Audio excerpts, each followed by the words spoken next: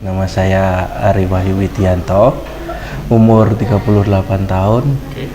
Ya, saya produksi ini toples dibungkus vinil, kerajinan lah, handicraft, toples dibungkus vinil, terus macam box tisu, semua dibungkus vinil dari tempat nampan, dari tempat tisu atau tempat permen, dan ada lagi gelas di batik, terus dikasih lilin, terus ada batu di batik, ada vinil juga di batik, terus selain itu juga ada kerajinan flanel, boneka, subtoys, terus ada mukena juga ada ini apa?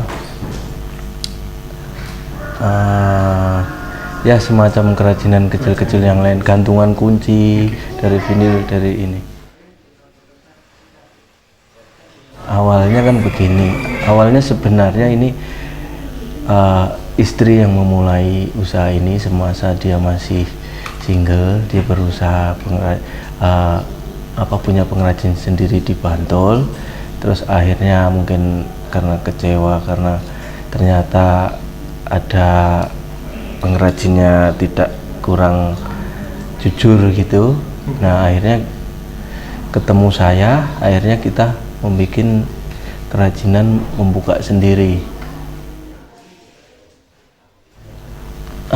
Yang pertama kita kan pernah sekali usaha pertama kali itu justru kita mengambil orang penjahit itu dari difabel, satu orang.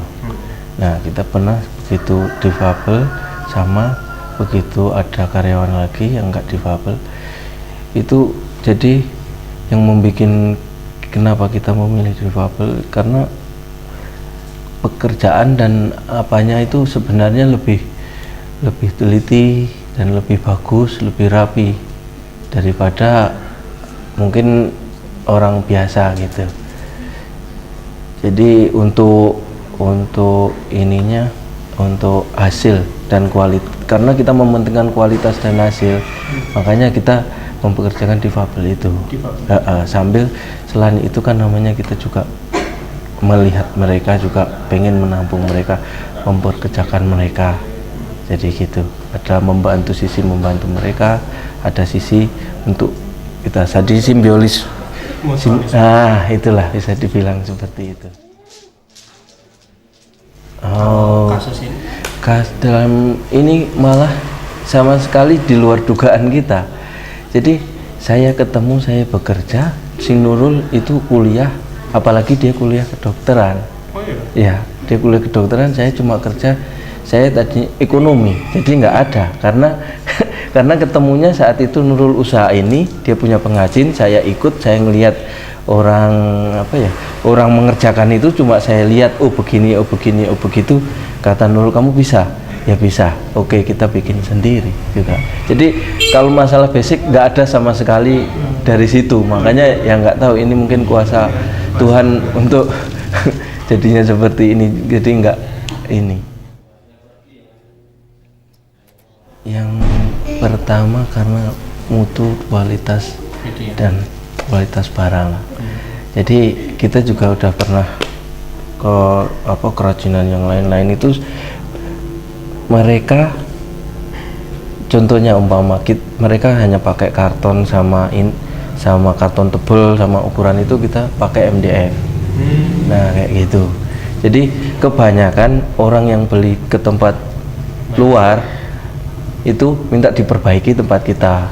Ada pernah bikin toples, orang Bandung itu beli ke pengrajin Bantul karena dia melihat minta dibatik. Terus ada yang pembeli dari kita dijual lagi, ya kan, terus dia beli ke orang lain, dijual ke orang sama, dia mintanya harus barang yang dari kita, nggak mau dikasih yang itu, gitu. Jadi kita memang, saya sama istri saya mempertahankan kualitas dari mutu sama itu.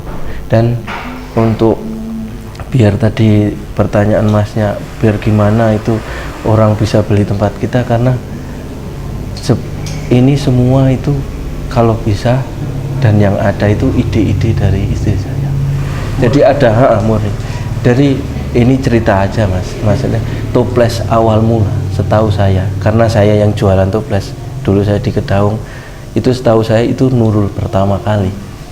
Dia beli toples di mana-mana dibungkus vinil nggak bisa, terus ke Kedaung beli toples. Nah saat beli toples itu sayangnya dia itu langsung pameran di Jogja lah, namanya di sini banyak ini kan, ya wajar lah orang begitu langsung boom. Nah kayak itu. Nah kebetulan saya juga beli dulu, malah semasa itu beli, dia dijual di Kedaung. Nah sampai ke Jakarta, Kedaung Jakarta, mungkin keliput sama jadi terkenal jadi itu.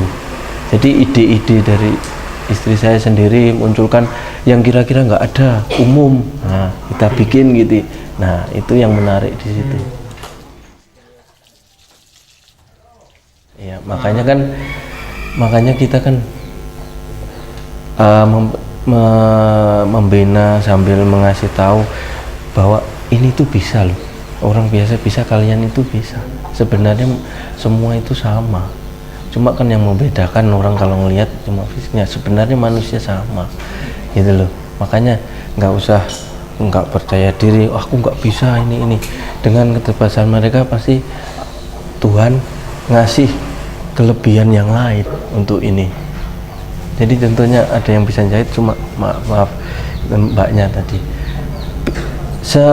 senyamannya aja, bisanya gimana monggo gitu loh. Jadi gitu, jadi jangan terus kita harus ke kanan, kamu bisanya lewat ke kanan, bisanya gimana, harus muter dulu baru ke kanan, monggo gitu loh. Yang penting tujuannya ke kanan ya gitu.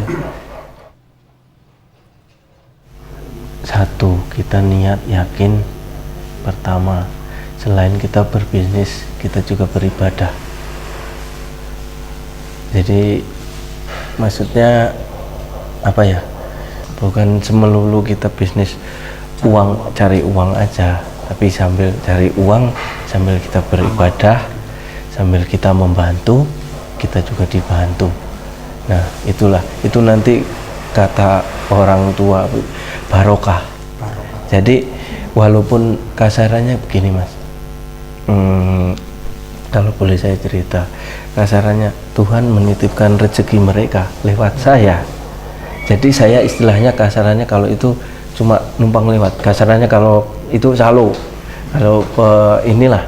Nah Tuhan ngasih rezeki ini buat yang mereka, kamu udah melewatin, kamu dapat bagiannya sekian, buat mereka sekian. Nah seperti itu. Jadi saya sama istri selalu yakin gitu.